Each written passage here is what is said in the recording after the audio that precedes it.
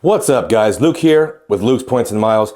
Today I'm going to finish up the first season of my 250K series with everyone's favorite bank. And yes, that is Chase Bank. Chase is likely the easiest issuer to use for great travel, and I think this one just might get your juices flowing.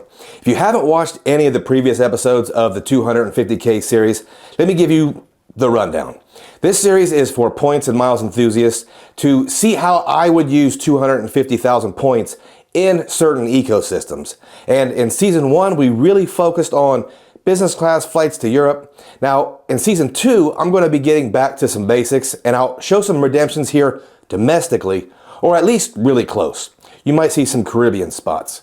Either way, I understand not everyone is interested in traveling to Europe, so these will be real redemptions I've researched, and I'll show you how they can be booked. And the best part is we will try to take advantage of any transfer bonuses to get super value. So stick around and see what I would do with 250,000 Chase Ultimate Rewards points.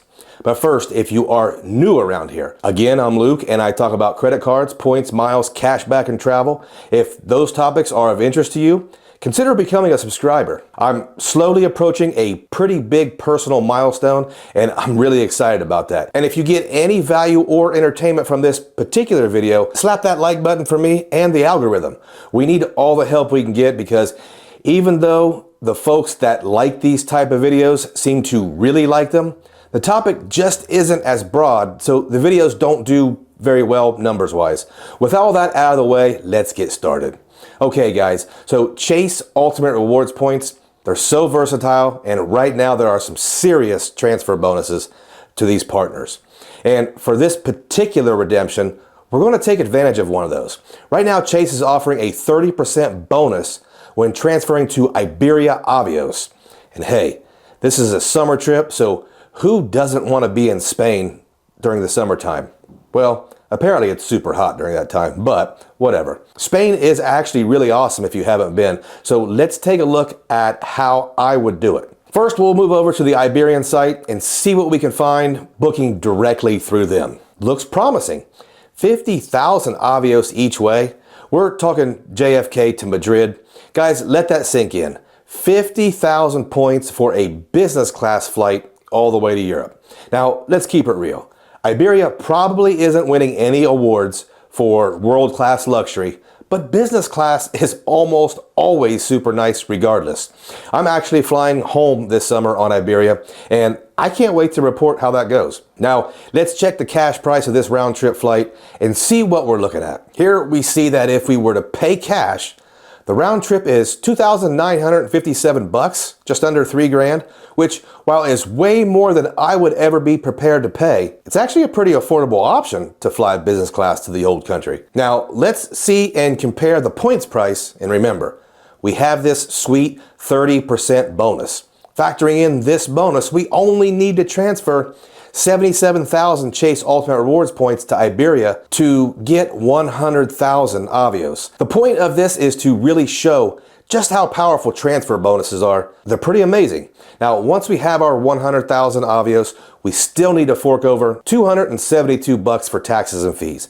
In my opinion, this is super reasonable. Later in the video, for those that actually care, or those that want to make sure they're getting a fair value, we'll calculate that cents per point.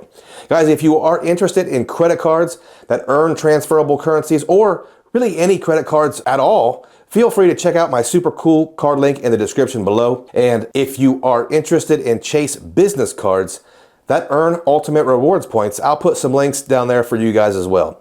Obviously, using my links supports the channel, and if you have used them in the past, I'm very thankful to you. Okay, now we need a place to stay. And this is really where Chase shines, because Chase makes this super easy to find a great hotel. Why? Well, you can get a bonus if you book through the Chase travel portal, 25% boost on the Chase Sapphire Preferred or the Ink Preferred, and a big league 50% bonus if you hold the Chase Sapphire Reserve. I think those are fine values for hotel stays, but with Chase, we also have another option. Chase partners with Hyatt, and everyone loves a good Hyatt redemption. In Madrid, we're going to use a recommendation given to me by JP Knowledge. Check out his channel if you haven't. He's legit, walks the walk. We're going to stay at the Thompson, which is a Hyatt property, and it's 25,000 Hyatt points a night.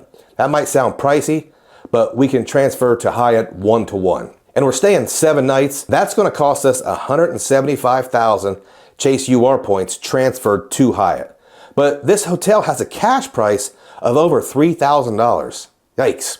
That's more expensive than our flights. But hey, with this hotel, you just can't beat the location. Okay, so quick confession.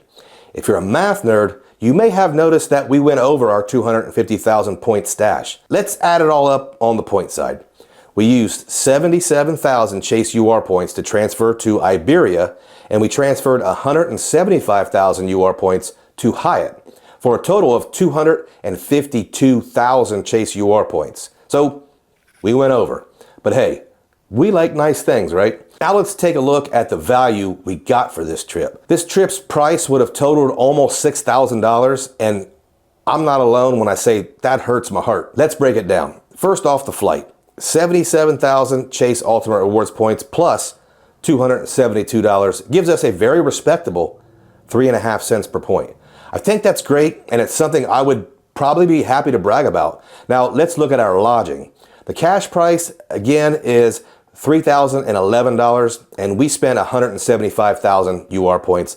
This is going to give us a 1.7 cents per point. Now I want you guys to remember this when everyone swears they're getting so much for their Hyatt points.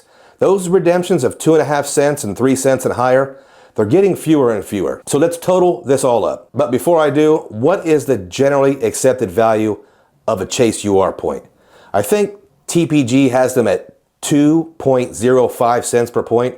So we really want to get at least that, right? For those of you that care. Okay, so for this almost $6,000 trip, $5,968.91 to be exact, we spent $272.51 and 252,000 Chase UR points, giving us a grand total of 2.2 cents per point. Now, this might not knock your Aunt Connie's socks off, but it's going to be so hot in Spain in the summer, she's probably not going to be wearing any socks anyway. And if she does get cranky, show her the rooftop infinity pool at the Thompson. I think this redemption is something I think most of us can live with. Guys, in the comments below, tell me what you would do with 250,000 Chase UR points. For many of us, that's an easy $2,500. For some, it's a lot of Hyatt stays for your road trips. No redemption is a bad redemption, but I mean, I kind of like a week in Spain, and I think I can have a lot of fun in the sun and make some really good memories. Okay guys, quick reminder, if you want more information about rewards and cashback earning credit cards, check out my card link in the description below. And if you have stayed all the way to the end, I appreciate you, and I want to thank every single one of you.